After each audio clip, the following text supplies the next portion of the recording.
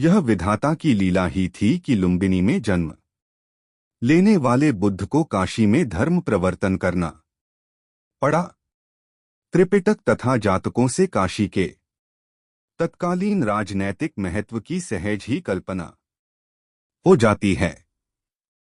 प्राचीन बौद्ध ग्रंथों में बुद्ध काल में कम से कम 5वीं शताब्दी पूर्व काशी का गणना चंपा, राजगृह, श्रावस्ती, साकेत एवं कौशाम्बी जैसे प्रसिद्ध नगरों में होती थी। पुत्र जन्म से पहले उनकी माता ने विचित्र सपने देखे थे।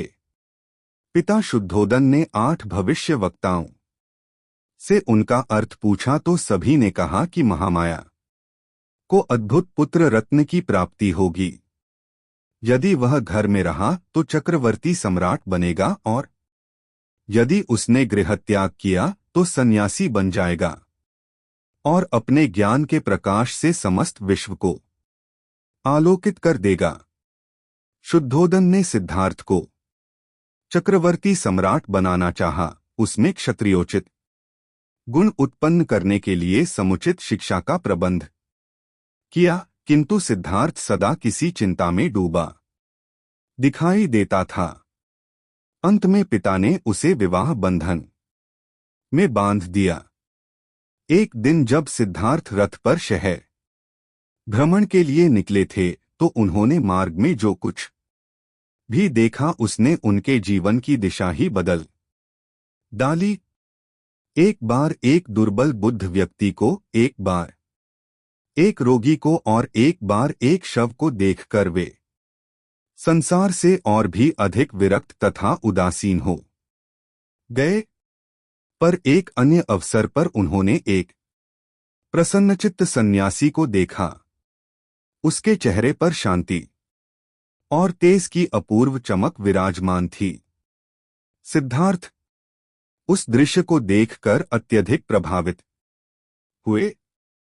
उनके मने में निवृत्ति मार्ग के प्रति निसारता तथा निवृत्ति मरण की ओर संतोष भावना उत्पन्न हो गई। जीवन के यह सत्य सिद्धार्थ के जीवन का दर्शन बन गया। विवाह के 10 वर्ष के उपरांत उन्हें पुत्र रत्न की प्राप्ति हुई। पुत्र जन्म का समाचार मिलते ही उनके मुंह से सहसा ही निकल पड़ा राहु अर्थात बंधन। उन्होंने पुत्र का नाम राहुल रखा। इससे पहले कि सांसारिक बंधन उन्हें छिन्न विच्छिन्न करें, उन्होंने सांसारिक बंधनों को छिन्न भिन्न करना प्रारंभ कर दिया और गृहत्याग करने का निश्चय किया। एक महान रात्रि को 29 वर्ष के युवक सिद्धार्थ ज्ञान प्रकाश की तृष्णा को तृप्त करने के लिए घर से बाहर निकल पड़े। कुछ विद्वानों का मत है कि गौतम ने यज्ञों में हो रही हिंसा के कारण गृहत्याग किया।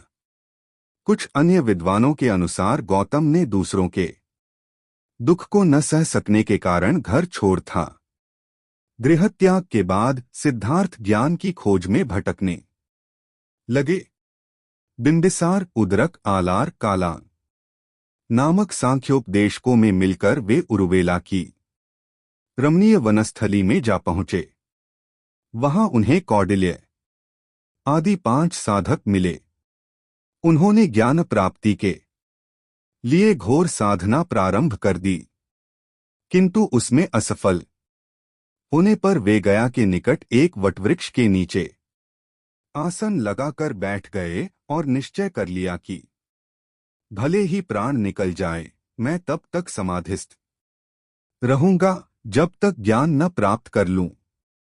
7 दिन और 7 रात्रि व्यतीत होने के बाद 8वें दिन वैशाख पूर्णिमा को उन्हें ज्ञान प्राप्त हुआ और उसी दिन वे तथागत हो गए।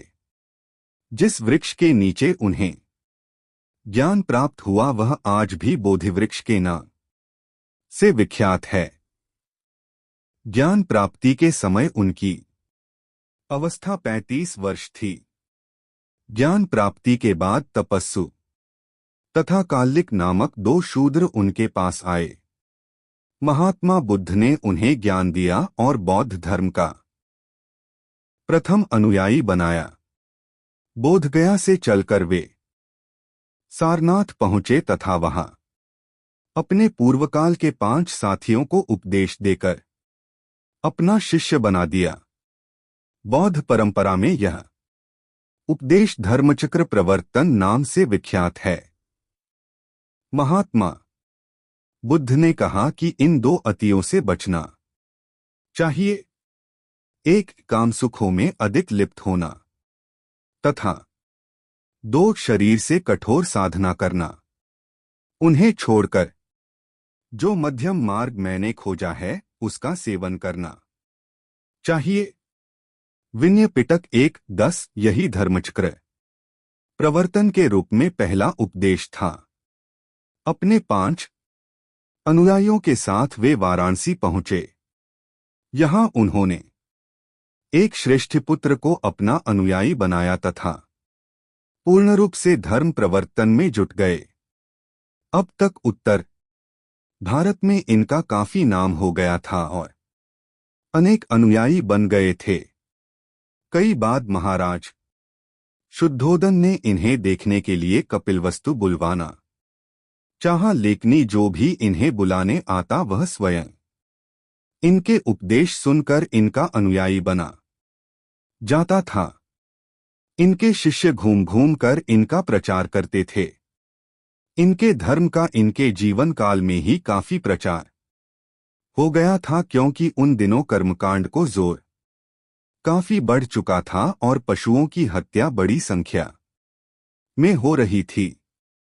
इन्होंने इस निरर्थक हत्या को रोकने तथा जीवमात्र पर दया करने का उपदेश दिया। प्राय 44 वर्ष तक बिहार तथा काशी के निकटवर्ती प्रांतों में धर्म प्रचार करने के उपरांत अंत में कुशी नगर के निकट एक वन में शाल वृक्ष के नीचे वृद्धावस्था में इनका परिनिर्वाण अर्थात शरीरांत हुआ। मृत्यु से पूर्व उन्होंने कुशीनारा के परिव्राजक सुभक्ष को अपना अंतिम उपदेश दिया। उनके मुख से निकले अंतिम शब्द थे, हे भिक्षुओं, इस समय आज तुमसे इतना ही कहता हूं कि जितने भी संस्कार हैं सब नाश होने वाले हैं। प्रमाद रहित होकर कल्याण करो। यह 485 ईपू की घटना है। वे 80 वर्ष के थे। हदः हानि भिक्खे आमंतयामि वो वयधमा संखाराप पमादेन संपादेया।